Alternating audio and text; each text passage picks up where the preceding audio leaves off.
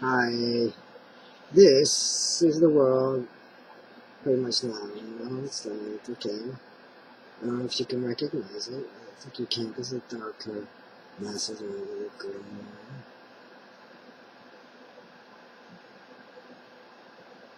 There we go.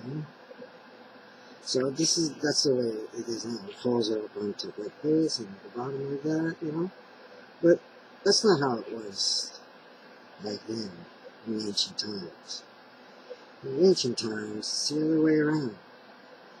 The South Pole was on top, and the North Pole was at the bottom. I mean, this is part of my theory, but I mean, I think our ancestors were actually right on that, because that's the way they had learned it. Because the thing is that SO representing Soleil and O representing darkness, and the darkness would have been more at the bottom, like it is in the Antarctic now, but wasn't in the past. Before, the poles were directly in the ocean, in two of the deepest areas in the world, the North Pole being next to the Rocky Mountains, like that, see? And the South Pole being just off of Antarctica,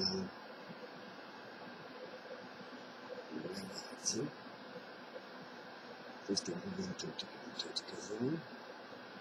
So the poles are actually what I call giant ice continents.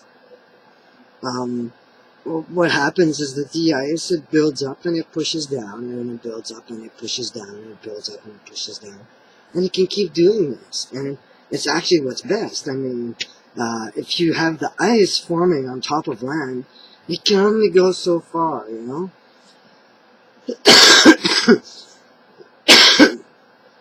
If you have it forming directly in the oceans, it just keeps getting pushed down deeper and deeper and deeper and deeper. And at one point, well, it also touches down onto the ocean floor, pushing down with ginormous pressure.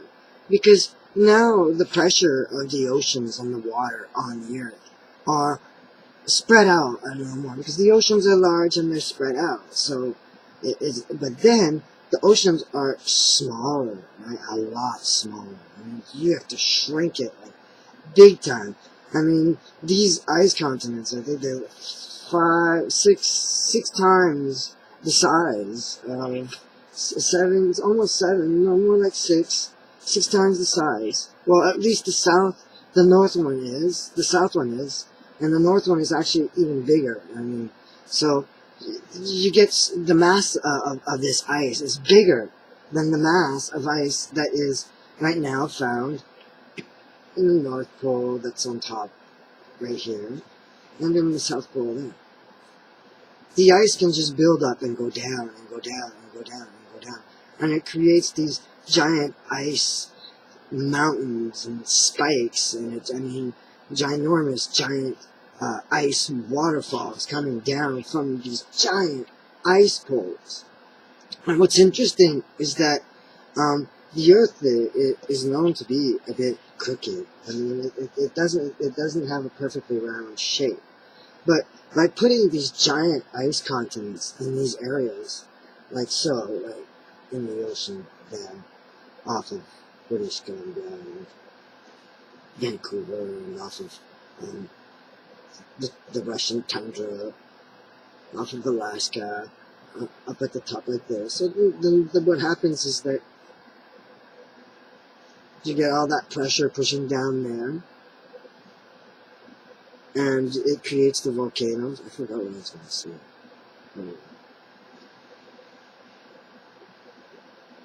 So that's where it comes off like this, and then, oh yeah, it's the waterfalls that come off of the giant ice poles flowing down, giant ice water, fresh water. Well, not fresh, because there's so much pressure now the ice is putting a lot of pressure on the crust, on the bottom of the ocean. So all the volcano action actually happens there.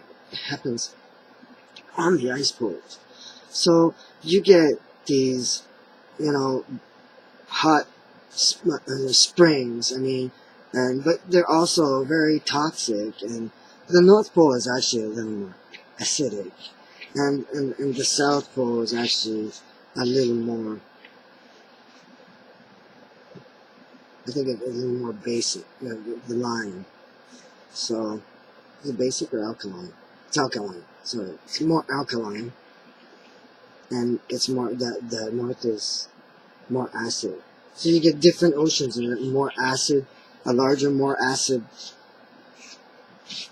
ocean that's coming off of the North ice continent. There you go.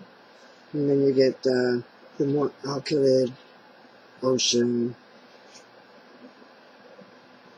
that's off of the South Pole, which should be on top. Should be on top like that.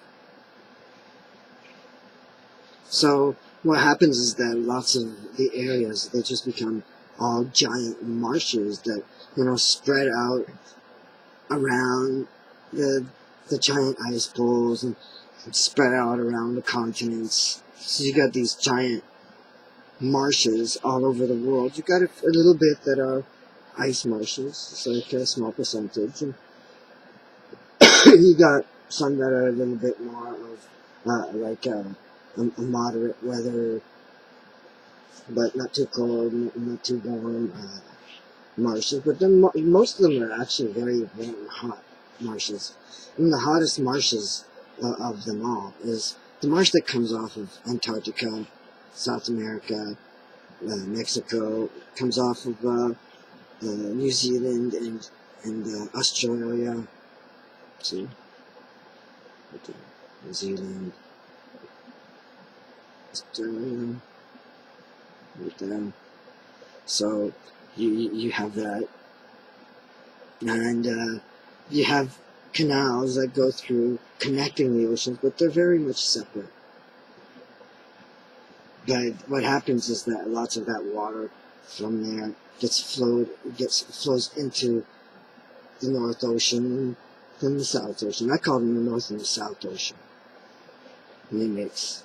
And then the South Ocean, it pushes it into the East. No, that's the West Ocean and the East. The West and the East Ocean. No, the East and the West. Right there, like this. Right there. Which are in between Africa and South America and North America and Europe. See, before, when the ice was in the ocean, the pressure is all there. And after, what happened now is that there's lots more pressure on top in between North America and Europe, right there. So, but you can't have the ice go down as much because it's not as deep as that ocean, and it just doesn't have the room to do it.